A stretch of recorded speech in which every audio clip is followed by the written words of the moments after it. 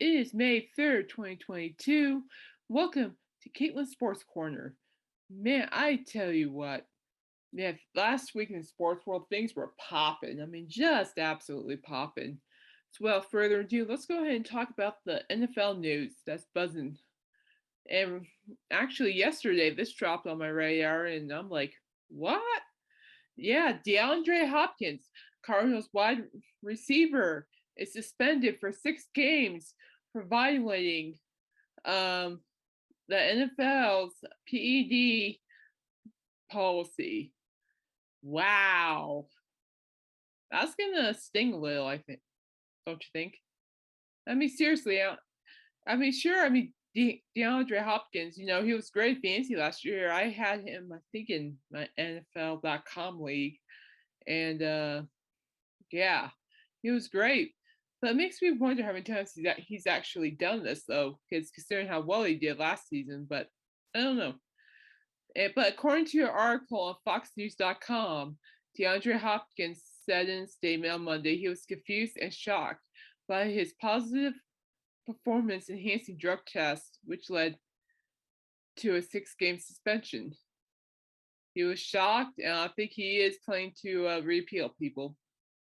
My question is, does this impact DeAndre Hopkins' fantasy football value? And the answer will be yes, partially for the 6 game suspension. I am not kidding. It'll be 6 weeks of DeAndre Hopkins not playing a game unless it gets overturned. Yes, it will alter the fantasy football rankings because his rankings, because he's going to be missing the first half of the season. Well, a little bit the first half of the season, and this actually gives the opportunity for Rondale Moore, I believe, and who's that guy they just picked up from the Ravens? Marquez Brown. Yeah, and Marquez Brown, he's okay, but he might be booming. But Rondale Moore will be definitely flying on there, and Marquise Brown. So it should be interesting to see what DeAndre Hopkins does. And here's actually a full statement that he shared on his Twitter. So on his tweet, it says, "See you week 7. In my 10-year NFL career, I have never tested positive for using performance enhancing drugs. To learn that my November test came back with the trace elements of banned substance, I was confused and shocked. I am very mindful of what I put in my body and have always taken a holistic approach. So I am working with my team to investigate how this could have happened. But even as careful as I have been, clearly I wasn't careful enough. For that, I apologize to Cardinals fans, my teammates, and the entire Cardinals organization. I never want to let my team down. I fully intend to get to the bottom of this. As soon as I have more information, I will share it." So, according to that statement, it sounds like DeAndre Hopkins is really sorry that happened, but at the same time, he wants to pursue it because he wants to know how this happened, because he said that he's been very mindful about what he puts into his body. So I'll keep you guys updated. This is actually really interesting. Man, I'd say that was pretty interesting. I don't know. I called him an idiot at first, but now I'm like, I don't know. I don't know. I want to see what comes out of this one. So we shall see. In other news, this is the biggest one I picked up so far. The NFL will have a triple header this year on Christmas. So NFL, it says right here, the 2022 NFL regular season schedule will be unveiled on NFL Network, NFL.com, and the NFL app at 8 p.m. Eastern Time on Thursday, May 12th. The buzz is building around the question of which matchup we'll see to start things off in Week 1. Oh man, I tell you what, I love the holiday season. I don't know what it's about, but I love it, and what makes it more meaningful? Sports. Yeah. So a triple header this Christmas. So what's May, June, July, August, September, October, November. We got 7 months to see that happen. It'll be a triple header. So I actually looked further into the article for you guys, and so basically, according to Sports Illustrated, I believe. Yes, Sports Illustrated. The league will have one game. So this is how it's going to work. Because on Christmas Day 2022, Mike North, league's vice president of broadcasting, told WGR 550 Sports Radio in Buffalo on Friday that the NFL will have its first triple header on the holiday, which falls on Sunday this winter. The league will have one game in the afternoon on CBS, one game in the afternoon on Fox, followed by its regularly scheduled Sunday night game on NBC. Christmas, when it falls on the NFL game day, we've had lots of success there. All due respect to our friends of the NBA. North told GWR Sal Gaspicio. Sorry if I butchered it. While it marks the NFL's first triple header on Christmas, a majority of the games throughout the weekend will remain on December 24th, including a Christmas Eve night game on NFL Network. Woo! And talking to Capsillo, I'm sorry, I put your name, buddy. I'm sorry. North discusses the success of the Vikings-Saints game in 2020 and the Browns-Packers and Colts-Cardinals game last season. So yes, they did have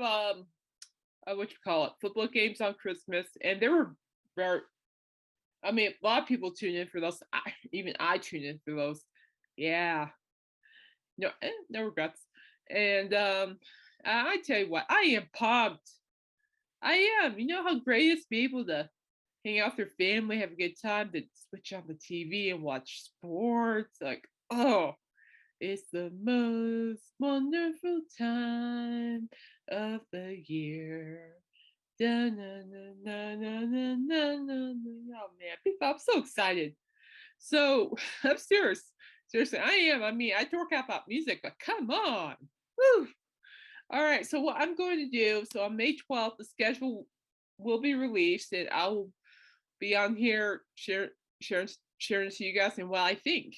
I'm really curious to see what the teams are for the Monday games, the Thanksgiving games.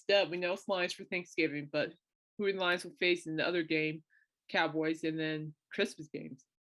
Yeah, and they'll have I think they're coming up with maybe a full schedule for sure. So May 12th, 8 p.m. Eastern, 8.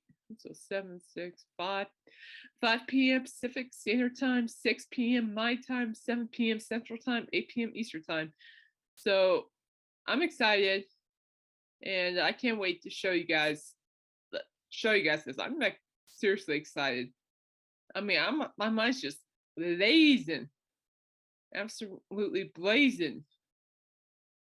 And even what's really cool is that the NFL's plan this year is to play most of Week 16 schedule on Saturday afternoons, Christmas Eve. They follow up with prime time. So, I'm down. You know that Sunday Night Football theme? The da da da da da da da da. Oh, I can hear it in my mind. Oh, I love it. All right, so now we're gonna drop down to. What is Caitlin looking at? Yeah, more news. Yeah, that's what I'm looking at. Well, so as you know, the NFL draft, really shook things up, especially in the quarterback class. My lord. And one of the quarterbacks that I didn't even think would be dropping was Malik Willis. And he got drafted to the Titans in the 3rd round. And of course that only happened because the Titans traded AJ Brown, which I can't believe I forgot this. AJ Brown to the Eagles. So yeah, I really think AJ Brown will be actually a solid fit for the Eagles, and I really think his fantasy value will keep skyrocketing because of that. And Devontae Smith? I think his will still rise up, but not as much. But AJ Brown, I tell you what a great receiver for the Titans.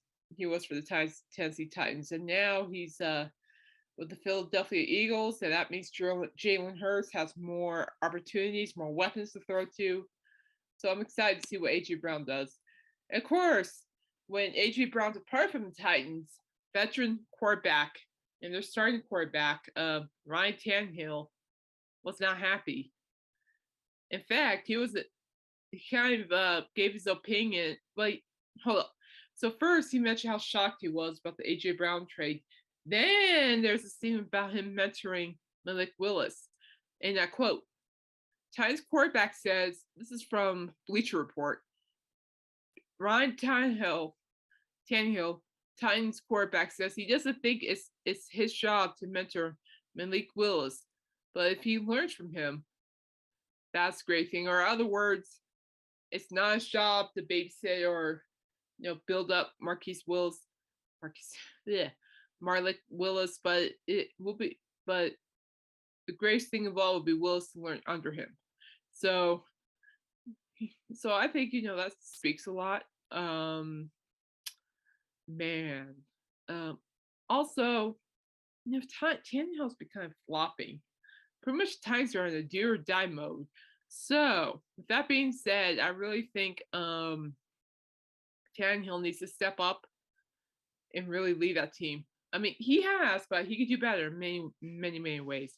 And if he doesn't, then I'm guessing maybe by week, I don't know, week 10, Willis will be the starting quarterback and Tannehill will lose his job.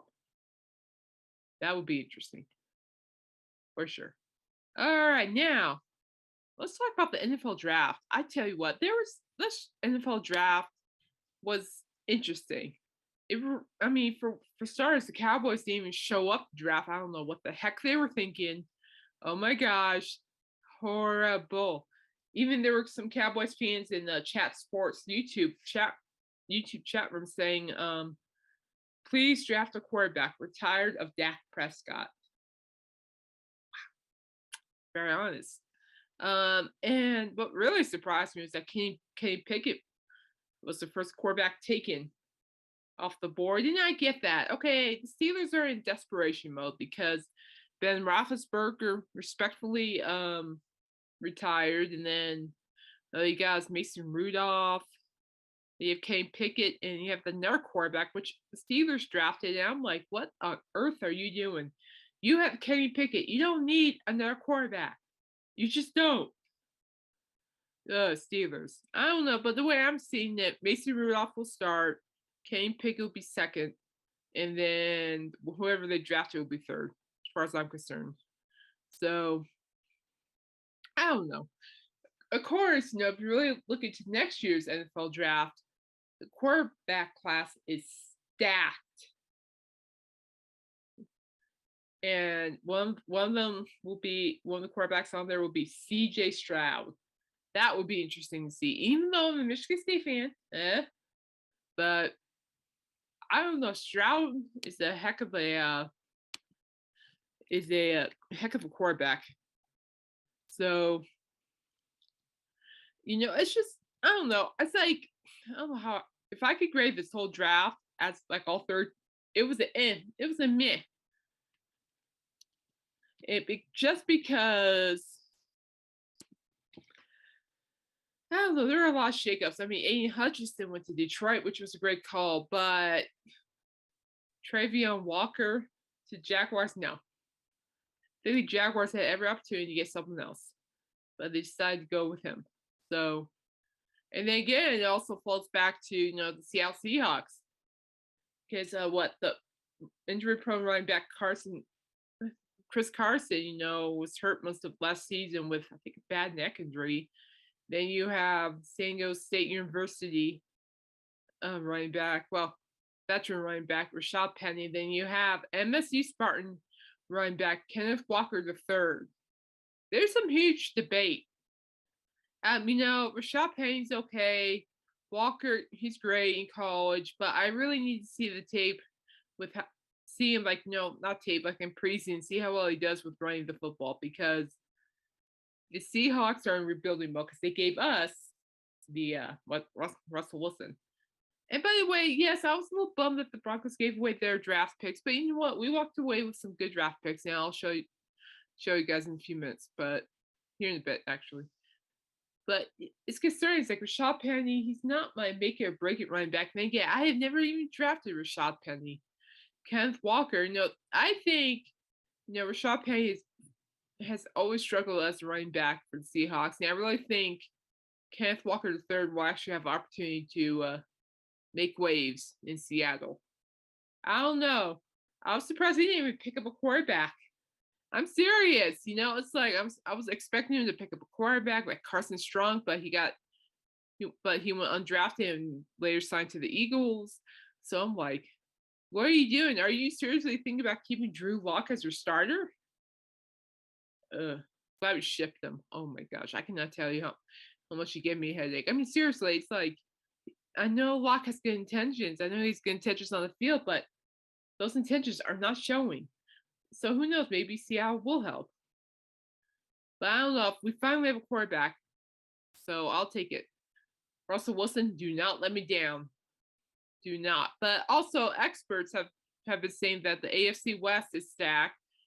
And although some people quote unquote call this Mahomes country, my butt, but and but anyway, they actually play. Sorry, everybody. It's been a long day. I have a lot going on today. My apologies, but they actually have placed the Broncos to be number 3 in the standings. And I'm like, yeah, totally, I'm game. But anyway, we'll get back to that soon too. But as for the draft, there was one draft pick that really kind of made me question. It was the Houston Texans drafting Derek Stingley Jr. from cornerback from LSU. I think he went a little early. It was Sauce Gardner. He went to the Jets, but Sauce Gardner should have been the number 3 spot. Sauce Gardner had more of a leverage than Stingley Jr. But then again, according to this article, Stingley Jr. is promising and he'll be making waves. So this should be interesting for the Texans. I thought they'll add more weapons for starting quarterback Davis Mills, but I guess not. By the way, that's my chair. So I don't know. We'll see. And of course, the Steelers drafting 2 quarterbacks. That just shows that they're in desperate times, desperate measures. Now the Ravens really beefed up their team. Holy cow! I mean, they had like linebackers. Oh, I'm gonna look up here. Ravens draft picks 2022. Yeah, checks out. I mean, literally, they are stacked. And part of my dog, she's on whatever she's on. All right, so the very first pick in round 1, they got Kyle Hamilton from Notre Dame. And then stupid things. Tyler Linderbaum, center, Iowa, round 1, pick 25. David Ojabo, outside linebacker, Michigan, round 2, pick 45. Travis Jones, defensive tackle, University of Connecticut, round 3, pick 76. Daniel Faalele, offensive tackle, Minnesota, round 4, pick 110. Jalen Armour Davis, cornerback, Bama, round 4, pick 119. Charlie Kolar, tight end, Iowa, round 4, pick 128. Jordan Stout, punter, Penn State, round 4, pick 130. Isaiah Likely, tight end, Coastal Carolina, round 4, pick 139. Damarian Williams, cornerback, Houston, round 4, blah, blah, blah. And then you got Tyler Beatty, running back, Missouri, round 6. Okay, so that's the rest of them. And so what I really like what the Ravens did was the fact that they added more offensive line.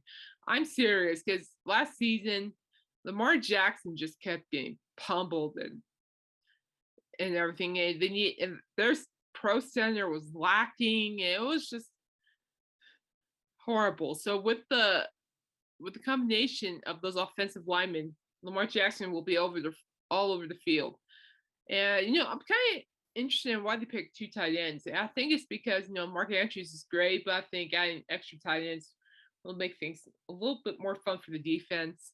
And of course, safety Kyle Hamilton, he's going to go big in the defense. So in reality, the Ravens actually won this draft. Now, the question is, what grade do I give the Broncos draft? Well, considering the fact we gave up all of our early picks for Russell Wilson, um, you know what? I give it like maybe like a B plus. Just because just beefing up their defense, a little bit of their offense. Uh, you know, it's just amazing. So here's the list of the Broncos picks, and I'll tell you which one's my favorite pick after I read this to you. You have Nick Bonito, edge rusher. Luke Dolchich, tight end. This list is Damari Mathis, cornerback.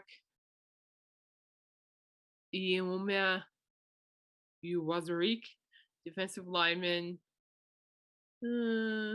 Darian Turner, Yale, safety. Montrell Washington, receiver / returner. Luke Wattenberg, center. Matt Henningsen, defensive lineman. Farion Hicks, cornerback. And that's it. So basically, I really think they should have maybe beefed up a little bit more on the offensive line just because we have Russell Wilson, and Russell Wilson is injury prone. I would like to have him healthy late in the season, because early in the season he's dynamite, late in the season he flops. So I would like the Broncos to to lessen that, because of Russell Wilson getting hurt, because actually I have more protection, I shall say, because we want to win. We need to win bad. We need to shut up people. And yeah. But I'll tell you what, my favorite, and also the defense too, I'll say this too. I really like the defense standpoint, because the other cornerbacks got big complimentary. It's a big compliment for Patrick Surtain. I mean, Patrick Surtain was fired last season, and he was just a rookie. And so I think the other cornerback will be really good, and the linebackers will be excellent, because we're obviously missing that link. And I don't think Chubb will get it all done by himself. He should, but he didn't. And yeah, and of course our favorite player, Von Miller, went to the Rams, won the Super Bowl. Now he's at Buffalo, so hey, good for him. I love him. I met Von Miller a couple of years ago. Very nice guy. So anyway, my favorite pick is Greg Dulcich, tight end from UCLA. And the reason this is my favorite pick is because when we received Russell Wilson from Seattle, we gave away some of our early round draft picks. We got rid of Shelby Harris, Drew Lock, and tight end Noah Fant, and sent them to Seattle. By the way, I'm still a little butthurt about the Shelby Harris thing. That's all right. I think we have a good people to fill, good guy to fill in that spot. But anyway, and Noah Fant, during his time with the Broncos, he was really good. We were his only team until now, and that he's been on the professional level, and he was great. But the thing about Noah Fant is the fact that he always got hurt. He was injury prone. I don't know. So it was very disheartening, because he was gifted as a tight end, and I think he'll thrive very well in Seattle. Drew Lock, have fun. And so Shelby Harris, absolutely, he'll do good. So with Fant gone, enter Greg Dulcich. And I watched him. In fact, I beat my dad on the college football playoffs last season with our bet, and I had UCLA. It was great to see Greg Dulcich just run on that field with that football. He's a slow runner. He's a big guy. He's like Gronk. He's huge, but he's a slow runner. But he can make catches. And when he's not receiving, he's a great blocker. So, and I think Greg Dulcich will be a great weapon for us Broncos, for this upcoming season, and I'm really excited to see how well he does. And I don't know, I might draft him, but I might just keep him maybe as like a third tight end, just to think about. So we'll see. And speaking of fantasy football, This is just my guess. I think Drake London, out of all the receivers on the no who were drafted, like Wilson Garrett, Chris Olave. I think Olave. Okay, I like the fact that Olave went to the Saints, but Saints still have dynamic receivers, so I don't know what kind of production Olave will have. Garrett Wilson, I think he went to the Jets if I'm correct. Let's take football wide Garrett Wilson. Let's see where he's been. You go to he went to the New York Jets. He might actually have a good season, but there's Crowder and Elijah Moore, so I don't know. But the one receiver I am solely focused on is USC wide receiver Drake London, because I think he has potential. I really do. I really like London with Calvin Ridley gone for being stupid, because he's done with the NFL. Pretty much ruined his career for betting, which he shouldn't have done anyway. Can't fix stupid, I guess. And that takes away Calvin Ridley, insert Drake London. I believe the Falcons have Zacchaeus and somebody else I can't remember at the moment, but they were good. They were decent. They were meh. So if we can get, I'm looking it up now. Atlanta Falcons wide receivers. Here we go. Okay, so here we go. So you have this guy named Olamide Zacchaeus, and he was okay. He wasn't like yippee skippy, but he did serve well on that football field last season. But I think this is actually Drake London's opportunity to step up and perform and show people what he's all about. So I'm curious. I'm also curious to see like the quarterback situation, because as you know, Matt Ryan went to Baltimore and not Baltimore, Indianapolis to be Cole, and then I believe the Falcons picked up Marcus Mariota, veteran quarterback, who was a backup QB for Derek Carr, I believe, in Vegas, so as a Raider and for a little bit, and now he's going to be starting in Atlanta. My real question is, obviously there's another player on the Falcons team that really caught my attention, and I really like to draft him, will be was it Cordell Patterson? What a threat. My question is, will his production in fantasy skyrocket despite the changes in quarterback? Because Marcus Mariota can and will run all over that field too. So I'm curious about that. And I'm also curious to see how tight end Kyle Pitts will play. I mean, last season Kyle Pitts was playing as a rookie, and he did phenomenal. Now he's going to be a sophomore, second year, and I'm curious. Yeah, I really am. So it should be interesting. All right, so I thought I'd close this show off with something really cool. Just something about my favorite baseball pitcher, Clayton Kershaw. So this happened on April 30th. And what I like about Clayton is the fact that he's probably one of the best pitchers in baseball, just able to strike out his opponents and everything, and just great pitches. But of course, he's injury prone, but he's great. I'm really glad he stayed with the Dodgers for a 1-year deal this season. So basically, let's see when we scroll down the article here. It's that he broke all-time, Clayton Kershaw moved by ovation for breaking Los Angeles Dodgers all-time strikeouts record. So according to this article, what Kershaw had to say for breaking that record in that quote, it's special. I didn't expect it. I understand that the Dodgers are a historic franchise and have been around a long time.